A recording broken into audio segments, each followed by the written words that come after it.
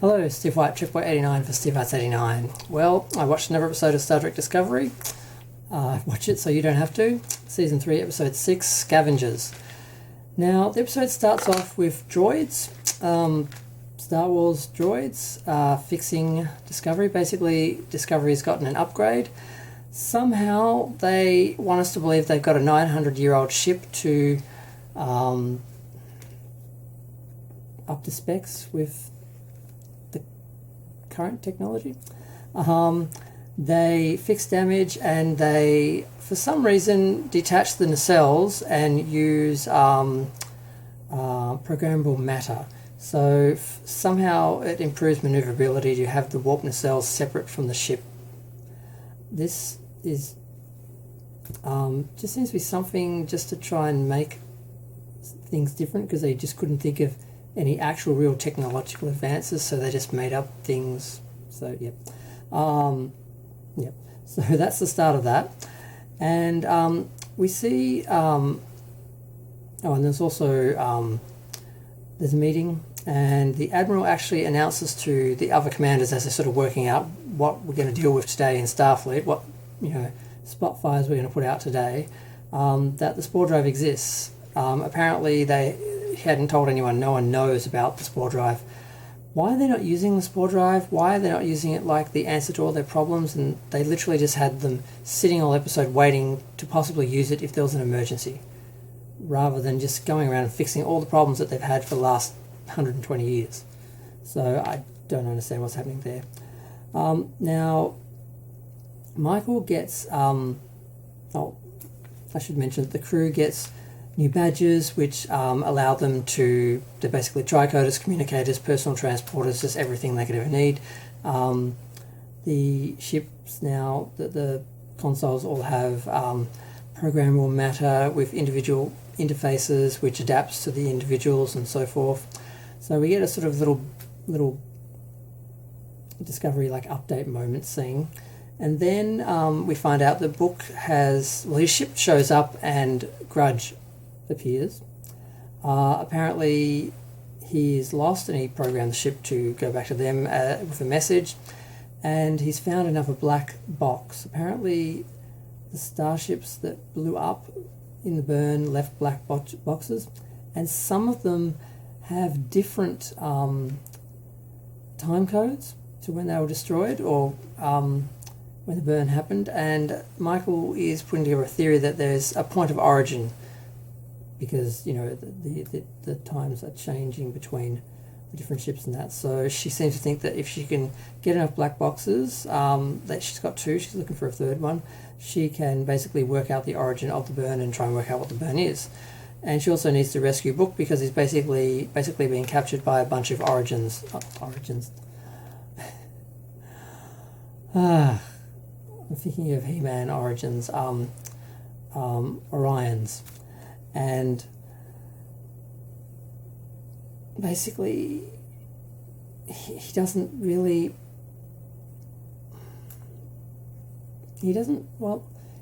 give her permission. Basically she just assumes that they're going to go off and save her boyfriend, basically.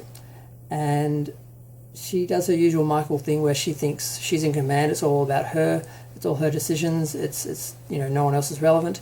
And he basically says, we're in Starfleet now, we're following chain of command, and we have orders to sit and wait in case there's an emergency, or the emergency escalates in this particular situation that we're prioritising, and we need you to pop in and fix it. So she basically says, okay, Saru, I'm just going to pretend to follow your commands and respect you, and I'm going to go off and do what I want anyway. So she goes to Giorgio and says, can you help me go and do this mission by myself? And Giorgio, of course, says yes. They take Book's ship, and they go find this Orion colony where they're basically making a bunch of slaves work for them. There's a moderately hot Orion guy who has some very nice leather pants. That's about the highlight of the episode for me personally. Although he's kind of annoying. But there's a big chunk of the episode where Giorgio is basically just trying to play him, And of course they find Book. They discover like how the whole place runs.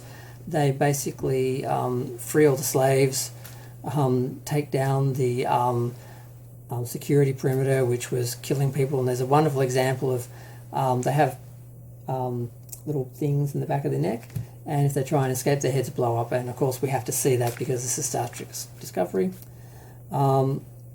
So blah blah blah, all that happens.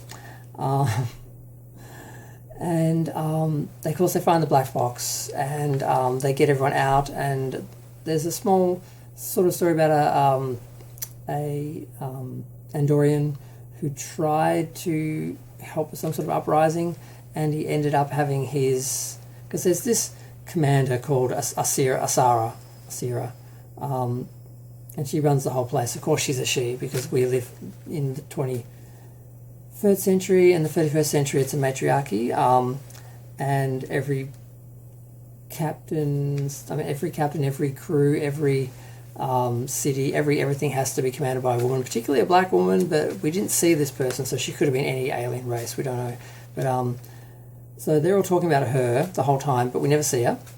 And eventually, even though they're pretty sloppy and get basically found out by the Orion guy, they still manage to beat him up on the ship, and he beams out. And Giorgio actually, before this, Giorgio collapses because she's having flashbacks. She seems to be cutting or having been cut by someone with a mirror universe knife, and there seems to be blood, and she's having flashbacks that basically paralyze her. So she collapses in the middle of the fight. She eventually snaps out of it and saves Michael, and the guy beams out, and they take the ship, and they take down the security defense so all the slaves can escape, and they basically leave the facility in Book's ship and shoot just indiscriminately, just shooting all the guards and everyone, and then they take all the prisoners and they go back to Discovery. And of course, in the meantime, Tilly finds Michael missing, and she has a scene with the cat, which actually made me laugh when she looked at him and says, "Did you eat her?" Because it's so fat. That was actually funny. And then, of course, Saru realizes she's missing, knows what she's done, and has to work out how to do it. He goes to Tilly, hoping she'll talk him out of going to the Admiral and letting him know what's happened. She actually says, "You need to go to the Admiral and tell him, because if you don't, it will make you and the rest of the crew look bad, and what she's done will affect everyone else." And he's like, "Okay." And she's like, "I would have done the same thing." He's like, "No, you wouldn't." So he goes to the Admiral, he tells him what's happened. She comes back, and shockingly, she actually is reprimanded, like the mighty Michael Burnham. You actually see her acting like an a-hole in this episode, and it's almost like other people are aware of it. It's like in every other episode, it's like she's God and there's just no question.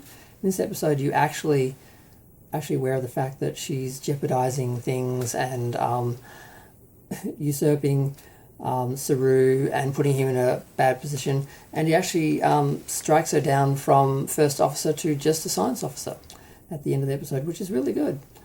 She needed that.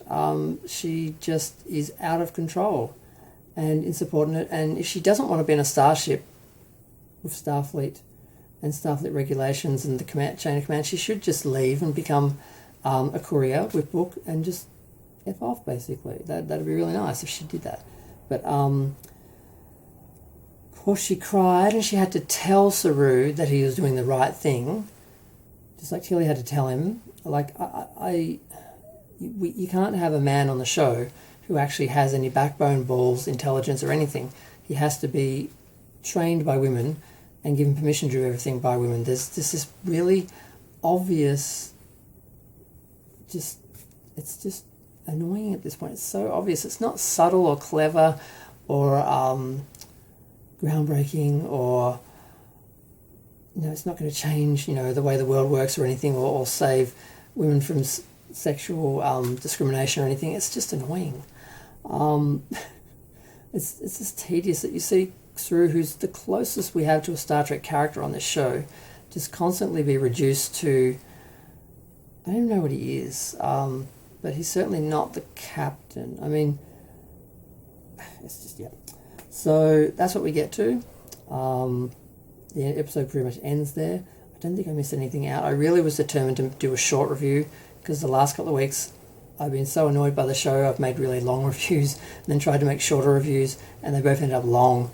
And yeah, that's basically just it. It's not a hugely complicated story. Oh, there's a little small story I forgot about with Adira. I call her Adora. And she still can't act. It's horrible because the other the trans character can actually act, and when you see them in the same scene, it's really awkward. I mean, her limit of acting is looking surprised and going. That's all she can do. That's her one facial expression. It's like she's just like that's it. That's her acting ability. It's really bad. The other guy's good though. He has a couple of scenes with her, and Stamets notices she's talking to herself, and he asks her about it, and she basically says, "Well, my ex, who was the tool who gave me the symbiont, instead of just getting his memories, I seem to have his soul, and he's with me all the time, and I can talk to him." And Stamets is like, "Okay," and no one really questions it or works out what the hell's happening. She removes Stamets' implants for the spore drive. And we have a little scene with him and Culber in bed talking, and he's sort of saying, I relate to her, I went through what she went through, I lost a partner who didn't leave, they died but they were still with me, didn't think I'd ever meet someone who had that experience. And that just kind of stays there. I think that's pretty much it. That's kind of the B story. But yeah, so it's disappointing that Saru keeps getting undermined. He's, like I said, the closest thing to a Star Trek character, but they don't allow him to actually take command and take charge and have any authority. He's always having to get permission from everyone else and be told what to do, and it's disappointing. I think he could be a much better character. But it was nice to see Michael slapped down, because she has just been out of control, and she just does not respect the chain of command or Starfleet at all, and if she doesn't want to be a part of it, she should just leave instead of just abusing it constantly and expecting everyone else to pay or be risked because of her and to pay for what she wants. So that's the episode. It wasn't that bad. I mean, Michael was annoying, but people actually seemed to be aware of the fact that she was being subordinate. And there were actual consequences for a change. I think this is the first time since the second episode where she's had a consequence. And that didn't last. That lasted like an episode. She went from being a prisoner to having her status like renewed. But yeah, so I'm going to go. Feel free to share, like, comment, subscribe. I can't really think of anything else. Yeah, I think some of the violence, of course, was over the top for Star Trek. Seeing Giorgio and her just flying in their ship, no uniforms, not Starfleet ship, just randomly just shooting guards, killing them without really... it's not what I want from Star Trek. It's not Star Trek. So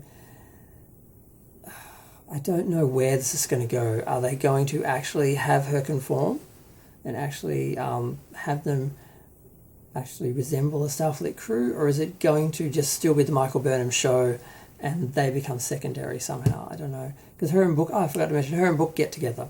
After she rescues him, they are basically about to make out in a corridor, and the running joke of the episode is that I think it's Linus, the Surian, the lizard guy, basically, he keeps popping in and out random places because he's just excited about the personal transporter. So he's just popping in and out, and he pops into the elevator when they're about to kiss, then he leaves and they make out. So basically they're a couple now. It's really not a surprise to anyone. Giorgio was ragging her about it the whole time.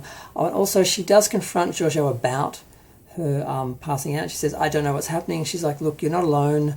Weakness is not a vulnerability. Vulnerability is not, a death sentence. You can actually trust us. You're not alone.